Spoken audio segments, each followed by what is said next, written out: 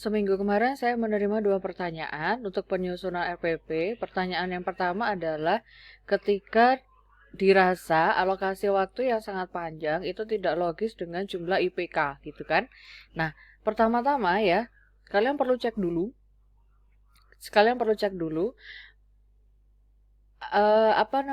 jenis pengetahuan yang ada di KD3 dengan jenis keterampilan yang ada di KD4 ini ya, apakah sudah sesuai atau belum. Jadi misalnya seperti ini, saya ini KD-nya yang 3.1 menganalisis isi dan aspek kebahasaan dari minimal 2 teks LHO. Ini kalau dianalisis dari jenis-jenis pengetahuan, semoga kalian masih ingat ya, kalau jenis pengetahuan itu ada 4. Silakan dibuka lagi catatannya kalau sudah lupa. Jadi ditinjau dari jenis pengetahuannya untuk KD yang 3.1 ini adalah jenis pengetahuan faktual. Nah, kemudian yang KD kedua mengonstruksi teks laporan dengan memperhatikan isi dan aspek kebahasaan baik lisan maupun tulis. Ini tuh jenisnya adalah jenis keterampilan konkret. Nah, kemudian kalian buka rumus.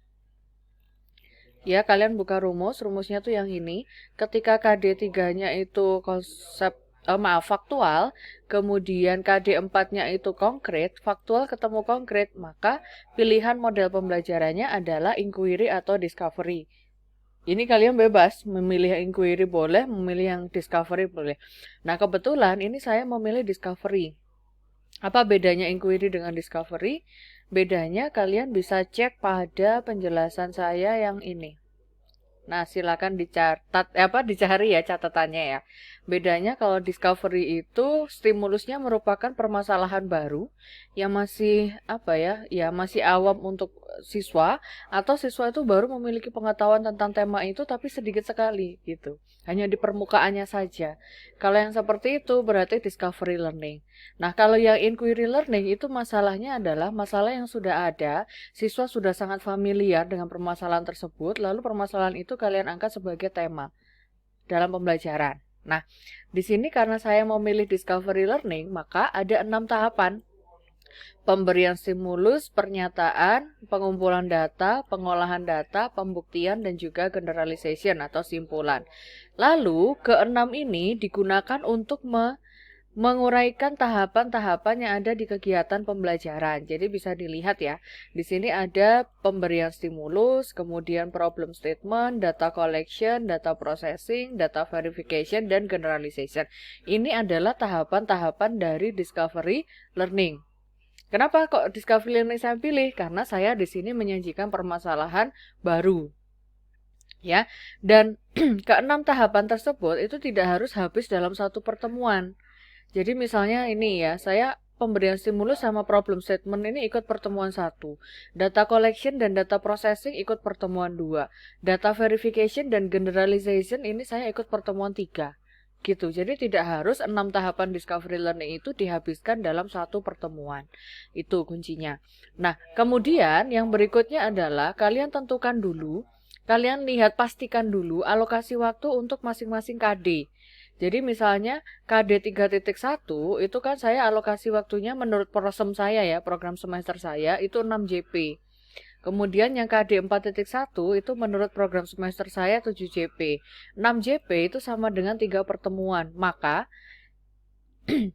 IPK yang miliknya KD 3.1 itu harus saya bagi menjadi 3 pertemuan seperti ini. Pertemuan 1, pertemuan 2, ini ada 3 IPK, kemudian, pertemuan ketiga ini ada 2 IPK. Ya, nah kemudian kalau untuk yang KD 4.1 itu menurut prosem saya ada 7 JP. 7 JP itu sama dengan 3,5 pertemuan kan. 3,5 dibulatkan menjadi 4 pertemuan. Berarti jadi pertemuan 4 sampai dengan pertemuan 7. Kenapa kok startnya dari 4? Karena yang KD 3.1 tadi startnya dari pertemuan 1 sampai 3. Berarti yang 4.1 tinggal kelanjutannya gitu.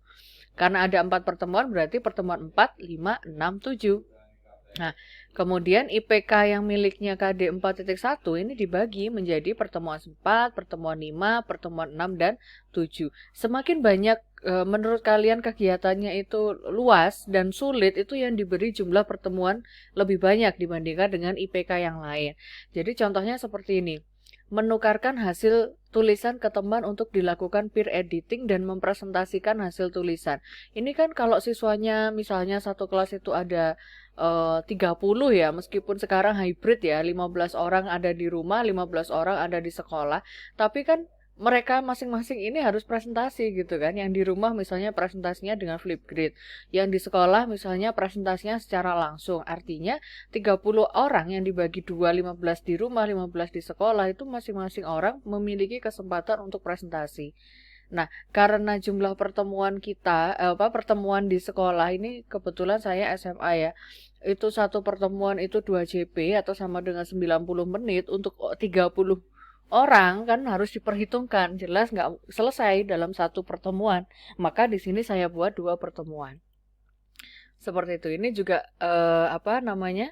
Cara menentukannya seperti itu. Nah, kemudian sekarang pertanyaan berikutnya adalah bagaimana caranya menyusun IPK? Nah, kalau kalian kesulitan untuk menyusun IPK, misalnya ini Bu Putri kok bisa dapat kata-kata membaca, menafsirkan, menganalisis, menjelaskan, menyimpulkan, itu dari mana Bu? Nah, kalau kalian kesulitan dengan itu, silahkan kalian masuk ke penjelasan saya tentang pendekatan literasi.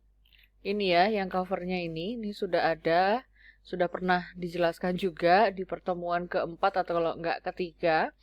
Nah, silakan kalian lihat di pendidikan literasi.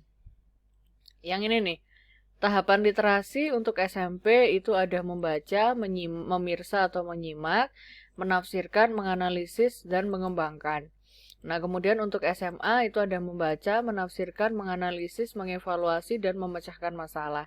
Nah, memecahkan masalah itu kegiatannya bisa publikasi di media massa atau ini disesuaikan dengan isi KD-nya.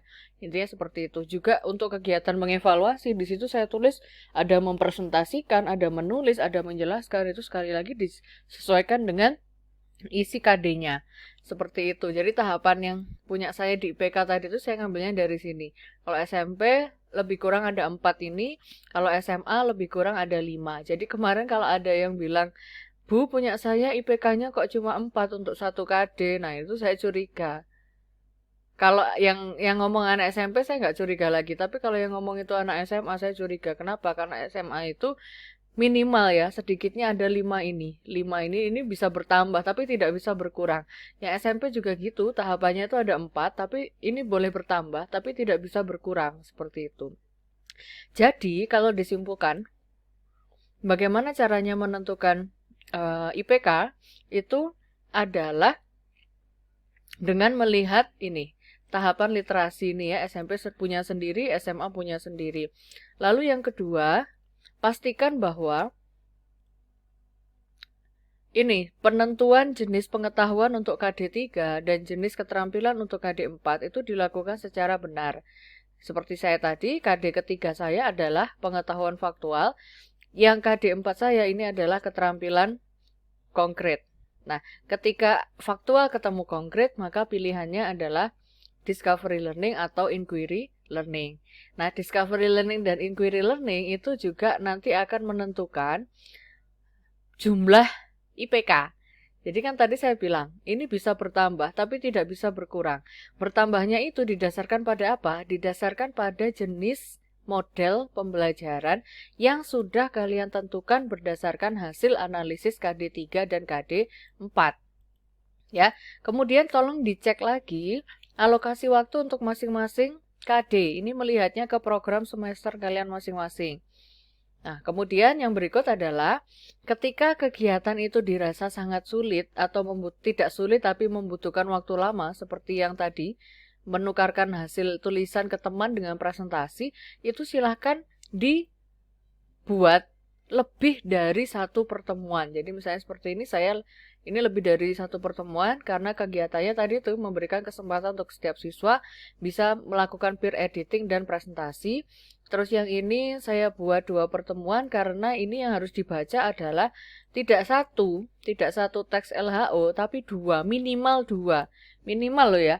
Minimal 2, berarti kan dia bisa lebih dari 2 kan. Maka dari itu di sini saya buat pertemuannya lebih dari 1. Nah, caranya seperti itu.